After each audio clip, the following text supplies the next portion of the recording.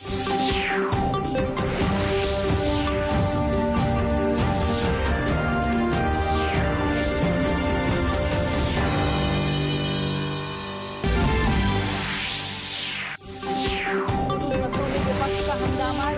की कार्यवाही 2 बजे तक के लिए स्थगित।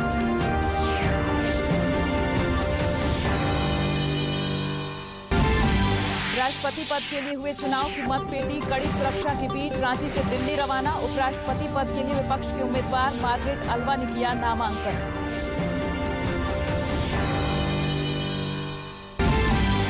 रांची में बने पेट क्लिनिक का कृषि मंत्री बादल ने किया उद्घाटन। पेयजल एवं स्वच्छता मंत्री मिथिलेश ठाकुर की खूंटी में अधिकारियों के साथ विभागीय समीक्षा।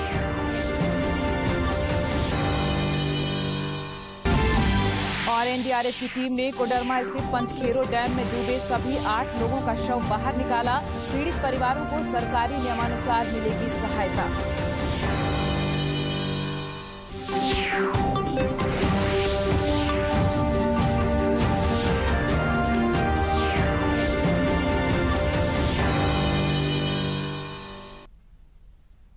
नमस्कार, खबरें झारखंड में आपका स्वागत है। मैं हूं प्रियंका और अब समाचार विस्तार से। संसद के मानसून सत्र के दूसरे दिन आज भी दोनों सदनों में विपक्षी सदस्यों ने हंगामा किया। विपक्षी सदस्यों के हंगामे के कारण राज्यसभा की कार्यवाही 2 बजे तक के लिए स्थगित कर दी गई। बात को लेकर कल भी जो हमने देखा वो आज हमें फिर से देखने को मिला है। ऐसे में राज्यसभा की जो कार्रवाई है वो बाधित हुई है और अब नीरज सिंह हमारे सहयोगी हमारे साथ जुड़ चुके हैं। नीरज का रुख करते हैं। नीरज, जैसा कि हम सुबह से बात कर रहे थे कि विपक्ष की जो राष्ट्रपति चुनाव की मतगणना 21 जुलाई को संसद भवन परिसर में सवेरे 11 बजे शुरू होगी। देश का नया राष्ट्रपति चुनने के लिए कल संसद भवन, राज्य विधानसभाओं और अन्य निर्धारित स्थानों पर वोट डाले गए। मतदान प्रक्रिया में 99% से अधिक मतदाताओं ने हिस्सा लिया। कड़ी सुरक्षा के बीच झारखंड समेत देश भर से मतपेटियां संसद भवन परिसर लाई जा रही हैं। इधर राज्य के मुख्य निर्वाचन पदाधिकारी के रवि कुमार ने बताया कि झारखंड में कल विधानसभा परिसर में राष्ट्रपति चुनाव के लिए हुए मतदान में 80 विधायकों ने हिस्सा लिया। राष्ट्रपति चुनाव का झारखंड में चुनाव शांतिपूर्ण संपन्न हुआ। यहाँ पर 81 वोटर में 80 वोटर मतदान किया। 5 बजे वोटिंग खत्म हुई। अभी वो सीलिंग का प्रक्रिया चल रही है। बैलेट बॉक्स सील हो गया, अभी स्ट्रांग रूम सील हो गया। उसके बाद कल यहाँ से 19 तारीख यहाँ से दिल्ली के लिए रवाना होगा। 19 तारीख को राज्यसभा में ये बात वहाँ जमा होगा। 21 को वहाँ पर ये वोट का गिनती होगा। उपराष्ट्रपति पद के चुनाव के लिए नामांकन के आखिरी दिन विपक्ष के उम्मीदवार मार्गरेट अल्वा ने नामांकन दाखिल किया। चुनाव आयोग की ओर से जारी अधिसूचना के अनुसार कल नामांकन पत्रों की जांच होगी और 22 जुलाई तक नाम वापस लिए जा सकते हैं। मतदान 6 अगस्त को सवेरे 10 बजे से शाम 5 बजे तक होगा और उसी दिन मतगणना भी होगी। सांसद है वो है मनोज झा है, एडी सिंह है और इसके अलावा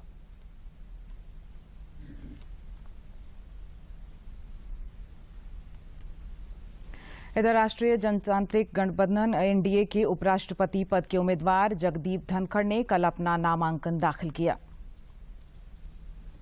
संसद में लोकसभा के महासचिव उत्पल कुमार सिंह के कक्ष में जगदीप धनखड़ ने अपना नामांकन दाखिल किया। तो इस मौके पर प्रधानमंत्री नरेंद्र मोदी, बीजेपी अध्यक्ष जेपी नड्डा, गृह मंत्री अमित शाह, रक्षा मंत्री राजनाथ सिंह समेत अनेक वरिष्ठ नेता मौजूद थे। जगदीप धनखड़ ने कई सेटों में नामांकन दाखिल किया। पहले सेट में उनके प्रस्तावक प्रधानमंत्री नरेंद्र मोदी स्वयं थे।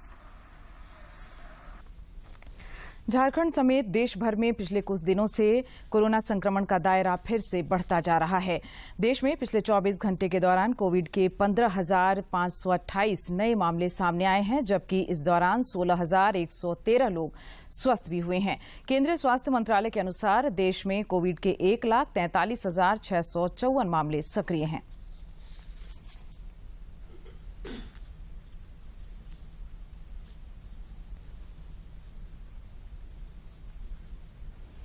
इधर झारखंड में भी कोरोना के दैनिक और सक्रिय मामलों में लगातार इजाफा हो रहा है। राज्य में पिछले 24 घंटे में कोविड-19 के 118 नए मामले सामने आए हैं, जबकि 127 लोगों ने कोरोना को हराया। राज्य में फिलहाल कोरोना के 1036 सक्रिय मामले शेष हैं, जबकि रिकवरी रेट 98.54% पर बरकरार है।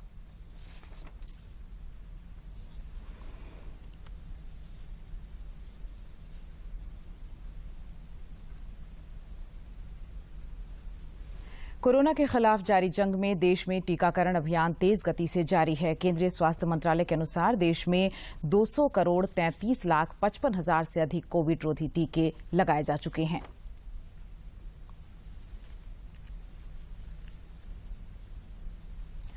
सरायकेला खरसावां जिले के सदर अस्पताल में जल्द ही आईसीयू की सुविधा मिलेगी। जिले के सिविल सर्जन विजय कुमार ने बताया कि अस्पताल में गेल इंडिया के सहयोग से लगभग 38 लाख खर्च कर 6 बेड वाले आईसीयू यूनिट स्थापित की गई है। उन्होंने बताया कि आईसीयू सेवा उपलब्ध होने से क्रिटिकल स्थिति में मरीजों को बाहर रेफर करने की आवश्यकता नहीं होगी।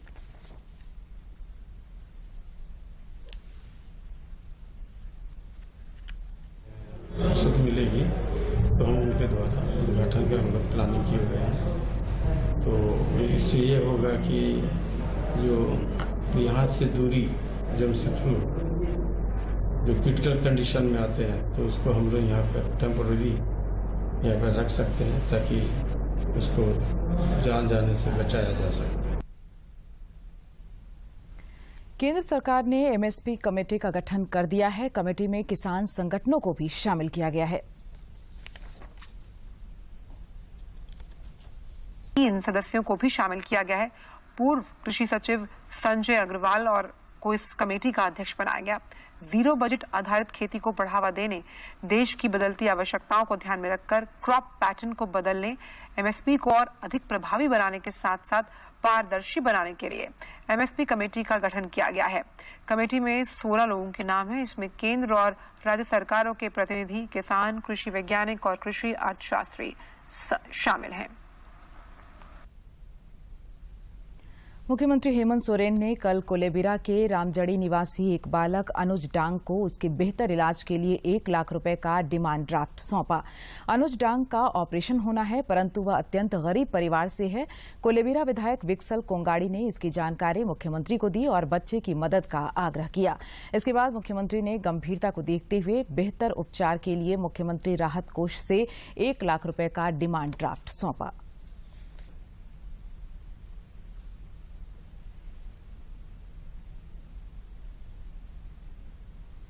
संताल परगना में अब उपराजधानी दुमका का एयरपोर्ट भी हवाई सेवा शुरू किए जाने को लेकर तैयार है। दुमका एयरपोर्ट से हवाई सेवा संचालित करने की सभी आधारभूत संरचनाएं तैयार की जा चुकी हैं। एक रिपोर्ट।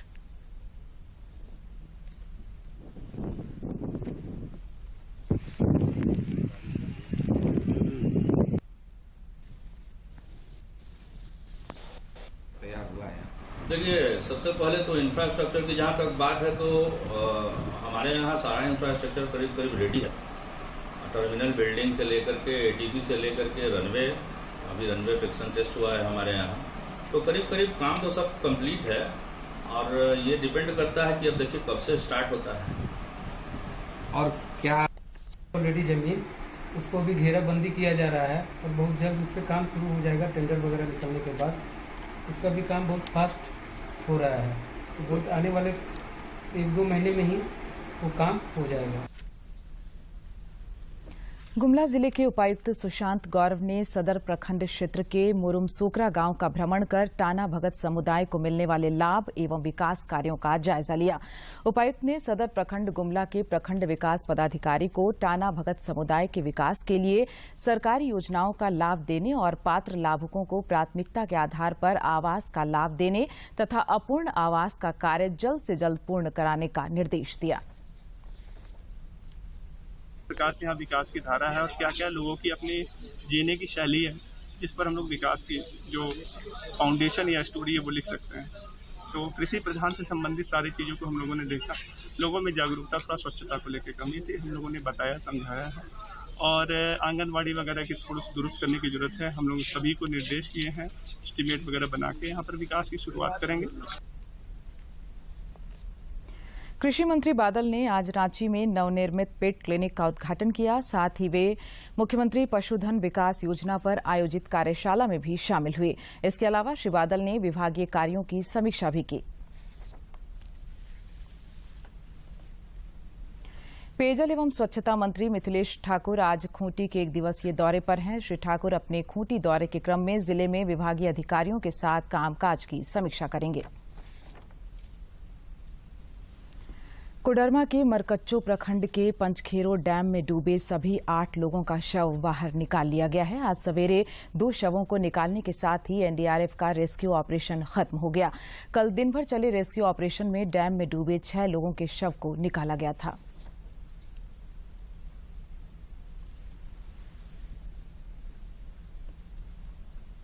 मंगलवार सुबह एनडीआरएफ के द्वारा फिर से शुरू किए गए रेस्क्यू ऑपरेशन के महज आधे घंटे में बाकी बचे 2 शवों को डैम से बाहर निकाला गया। वहीं डैम में पलटी हुई नाव को भी बरामद कर लिया गया था। एनडीआरएफ के इंस्पेक्टर सरोज कुमार ने बताया कि डैम में डूबे लोगों को निकालने में एनडीआरएफ को कड़ी मशक्कत करनी पड़ी। रात को भी हम लोग ऑपरेशन किए लगभग 9 साढ़े 9 बजे तक। इसके बाद सुबह हम लोग करीब 6 बजे से ऑपरेशन शुरू है। आज क्या क्या परेशानी सर यहाँ पर? सर यहाँ जो इस डैम की बनावट है, इसमें अंदर जो पहले की जो अभी नया बना हुआ है उसमें बड़े बड़े पेड़ काट के छोड़े पेड़ है, तो उसमें कुएं हैं, बहुत झाड़ है। इसमें जो हमारे डीप ड्राइवर जो अंदर जा रहे हैं थोड़ा परेशानी हो रही है। रेस्क्यू ऑपरेशन के दौरान कोडरमा और गिरिडीह के आला अधिकारी घटनास्थल पर कैंप करते रहे। गिरिडीह जिले के खोरी महुआ के एसडीओ धनंजय कुमार ने बताया कि मुख्यमंत्री हेमंत सोरेन ने इस मामले में संज्ञान लिया है और सरकार के दिशा निर्देश के अनुसार पूरे परिवार को राहत पहुंचाई जाएगी। सरकारी प्रावधान के अनुरूप मुआवजा देने की स्थिति है वो दी जाएगी। उसके लिए नाम वगैरह दिया जा रहा है। मुख्यमंत्री कार्यालय से भी कुछ निर्देश आया है। ऐसे में सुरक्षा के उपाय यहाँ किए जाने चाहिए। अब क्या प्रयास होगा जो इतनी बड़ी घटना घट गई उसके बाद से? संभव होगा हम लोग इसके बाद से कार्रवाई करेंगे। गौरतलब है कि रविवार को गिरिडीह जिले के राजधनवार के खेतो गांव के 9 लोग घूमने के लिए पंचखेरो डैम आए थे। इसी क्रम में नौकायान के दौरान नाव पलट गई और उसमें सवार 8 लोग पानी में डूब गए, जबकि परिवार का एक सदस्य और नाविक ने तैरकर अपनी जान बचाई।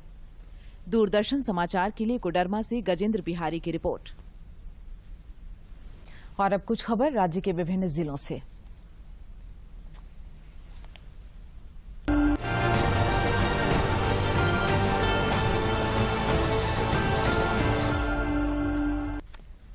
मुख्यमंत्री हेमंत सोरेन से कांके रोड रांची स्थित मुख्यमंत्री कार्यालय में पूर्वी सिंहभूम जिले के नवनियुक्त वरीय पुलिस अधीक्षक प्रभात कुमार ने मुलाकात की।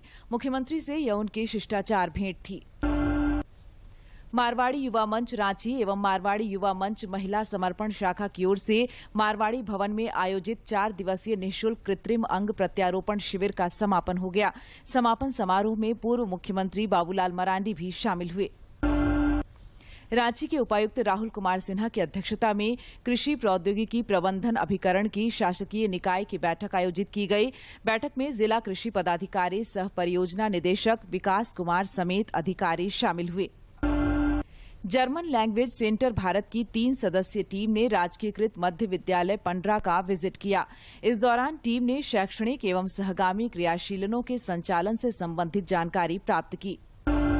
पश्चिमी सिंहभूम जिले के मुफस्सिल थाना क्षेत्र में चाईबासा चक्रधरपुर मार्ग में हुए सड़क हादसे में एक शिक्षिका की मौत हो गई।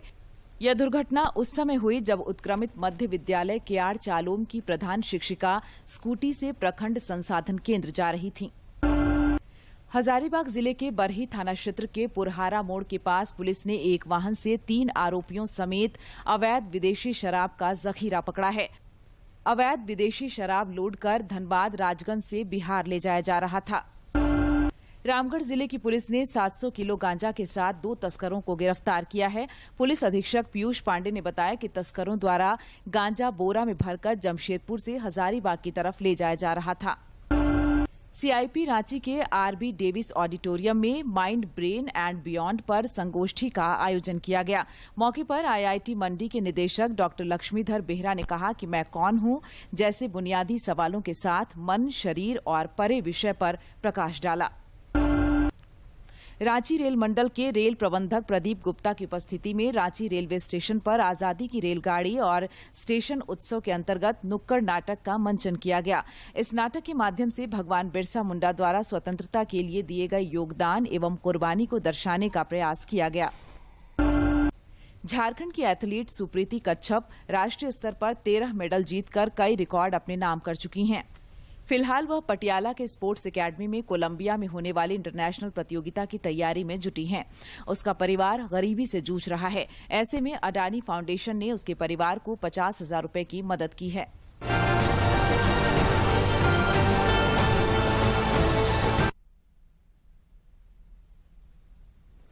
आगे बढ़ेंगे आजादी के सफर की आज की कड़ी में, देखते हैं आज का दिन कितना महत्वपूर्ण है।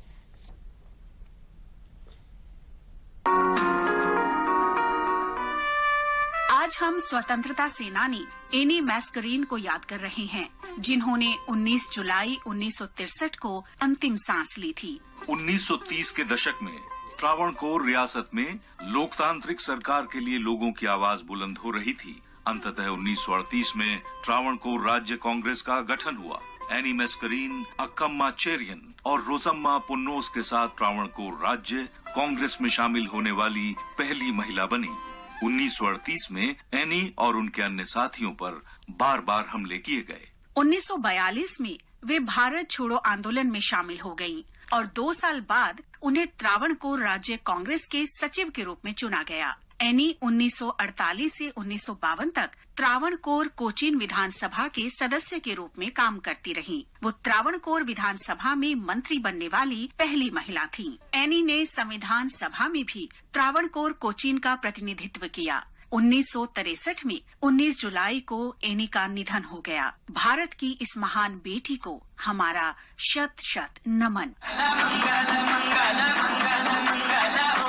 आज हम अमर स्वतंत्रता सेनानी मंगल पांडे को भी याद कर रहे हैं, जिनका जन्म 19 जुलाई 1827 को उत्तर प्रदेश के बलिया जिले में हुआ था।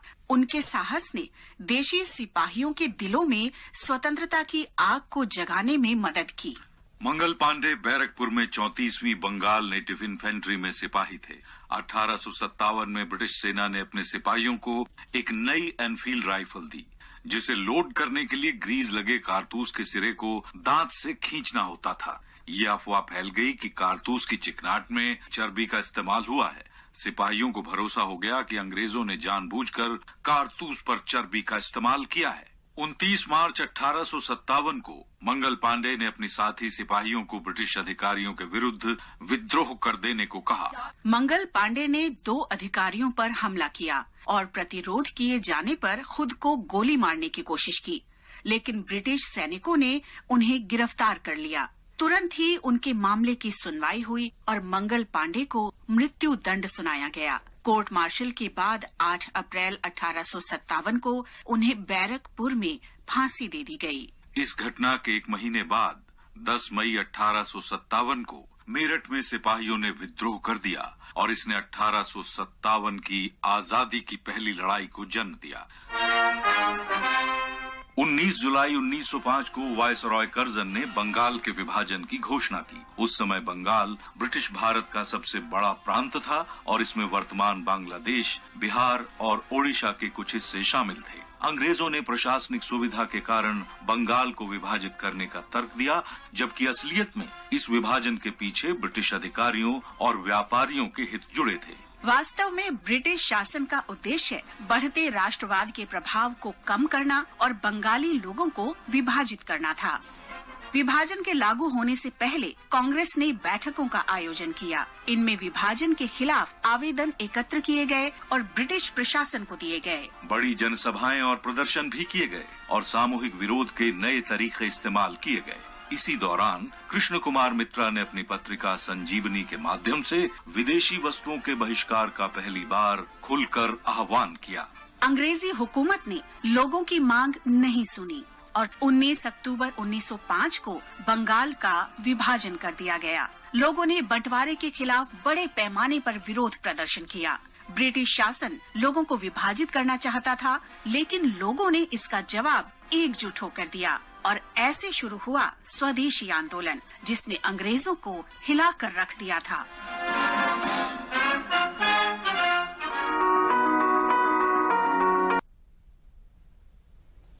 प्रधानमंत्री नरेंद्र मोदी ने इस महीने की 31 तारीख को आकाशवाणी से प्रसारित होने वाले मन की बात कार्यक्रम के लिए सुझाव आमंत्रित किए हैं। रेडियो पर मासिक कार्यक्रम मन की बात कार्यक्रम की यह 51वीं कड़ी होगी।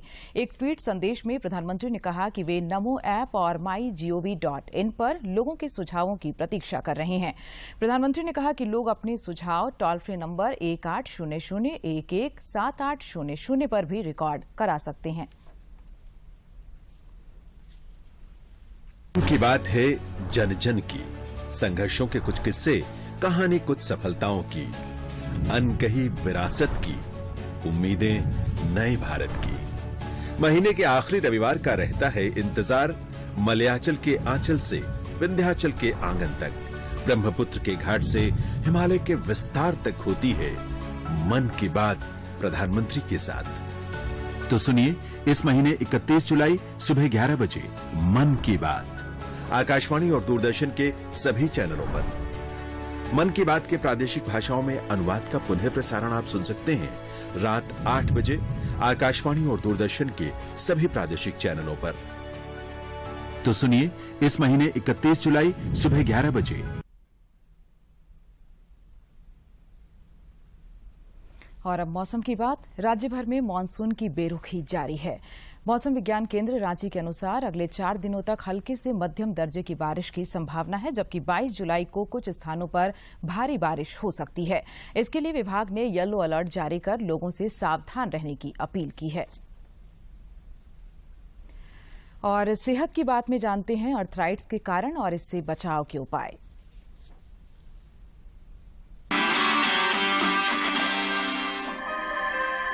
जोड़ों की समस्याएं बेहद आम हैं और कई लोगों को परेशान करती हैं। लेकिन जब जोड़ों में समस्या के कारण रोजमर्रा की क्रियाएं प्रभावित होने लगें, तो बात चिंता की है, क्योंकि इसका कारण आर्थराइटिस रोग हो सकता है। रूमेटिक और मस्कुलोस्केलेटल डिजीजेस, जिनसे प्रभावित होने वाले व्यक्ति को दैनिक क्रियाएं करने में बाधा आती है, इसमें कई बीमारियां शामिल हैं। घुटने में टेढ़ापन, चलने में परेशानी, जोड़ों में तेज दर्द होना, उठने बैठने में परेशानी होना, चलने के तरीके में बदलाव या सीढ़ियां चढ़ने और उतरने में परेशानी, ये सब आर्थराइटिस रोग के लक्षण हो सकते हैं। रूमेटॉइड आर्थराइटिस में जोड़ों की परेशानी के अलावा मुंह और आंखों का सूखापन और गुर्दे पर भी प्रभाव हो सकता है। यहाँ तक कि महिलाओं में गर्भपात की जटिलता भी उत्पन्न हो सकती है। गठिया से बचना या फिर गठिया होने पर विकलांगता से बचना पूरी तरह आपके हाथों में है। गठिया से बचने के लिए बहुत जरूरी है कि आप एक स्वस्थ जीवन शैली जिए, और अगर आपको गठिया के कोई लक्षण आते हैं तो आप जल्दी से जल्दी अपने डॉक्टर से संपर्क करें। शुरुआती दौर में पता चलने पर आर्थराइटिस का इलाज बेहतर हो सकता है और रोगी को सही प्रबंधन मिल सकता है। जरूरी है कि आर्थराइटिस की जल्द पहचान हो और सही समय पर इलाज शुरू किया जा सके, जिससे रोगी के जीवन को बेहतर बनाया जा सकता है। आर्थराइटिस से बचाव के लिए आवश्यक है सक्रिय जीवन शैली अपनाना और साथ ही कुछ सावधानियां रखना। Kiran Bhardwaj, DD news. Asian youth and junior weightlifting प्रतियोगिता में भारत की हर्षिता गरूड़ ने स्वर्ण पदक हासिल किया।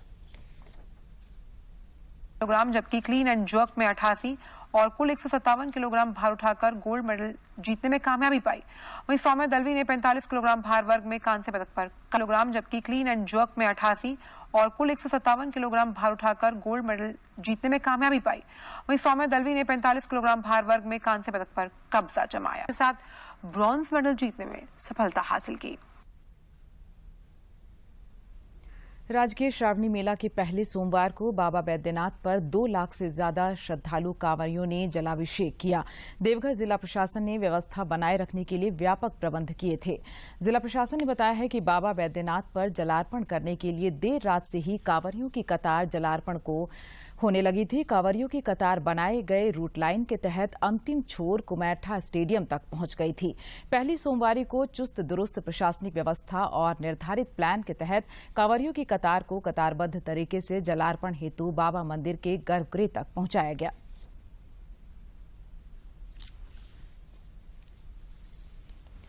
जाने माने पार्श्व गायक भूपिंदर सिंह को कल शाम मुंबई में नम आंखों से विदाई दी गई।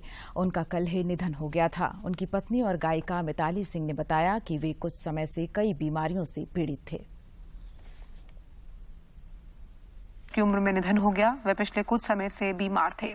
भूपेंद्र सिंह का पार्थिव शरीर अंतिम संस्कार के लिए मुंबई के शमशान घाट लाया गया। भूपेंद्र सिंह को दिल ढूंढता है नाम गुम जाएगा, एक अकेला इस शहर में बीती ना बिताई रहना, हुजूर इस कदर बिना इतरा के चलिए, किसी नजर को तेरा जो इंतजार है, उन्हीं सभी नगमों और नज़्मों के लिए याद किया जाएगा। प्रधानमंत्री नरेंद्र मोदी ने प्रख्यात गायक और संगीतकार भूपिंदर सिंह के निधन पर दुख व्यक्त करते हुए कहा कि भूपिंदर सिंह ने दशकों तक यादगार गीतों को अपनी मधुर आवाज दी और उनके कार्यों ने लोगों को प्रभावित किया है। अपने ट्वीट में लिखा, दशकों से यादगार गीत देने वाले श्री भूपेंद्र सिंह जी के निधन से व्यथित हूं। उनके काम ने कई लोगों को प्रभावित किया। इस दुख की घड़ी में मेरी संवेदनाएं उनके परिवार और प्रशंसकों के साथ हैं। दूरदर्शन झारखंड पर पल पल की खबरों से जुड़े रहने के लिए आप हमारे social media platform Twitter, Facebook और यूट्यूब से जुड़ सकते हैं, क्योंकि खबरों से जितना बाखबर रहना जरूरी है, उससे ज्यादा जरूरी है सटीक, संतुलित और निष्पक्ष समाचार। हमारा ट्विटर हैंडल है DD न्यूज झारखंड और फेसबुक पेज है RNU DDK। आप हमें YouTube channel Jharkhand DD news पर भी देख और सुन सकते हैं।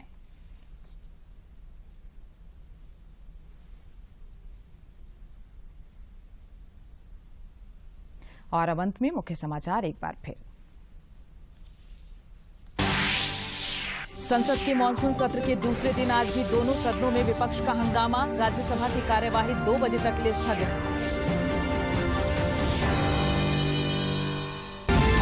राष्ट्रपति पद के लिए हुए चुनाव की मतपेटी कड़ी सुरक्षा के बीच रांची से दिल्ली रवाना। उपराष्ट्रपति पद के लिए विपक्ष की उम्मीदवार मार्गरेट अल्वा ने किया नामांकन।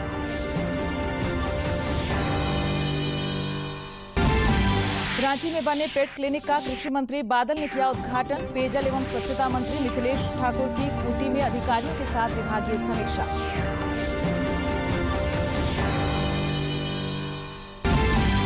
और NDRF की टीम ने कोडरमा स्थित पंचखेरो डैम में डूबे सभी 8 लोगों का शव बाहर निकाला। पीड़ित परिवारों को सरकारी नियमानुसार मिलेगी सहायता।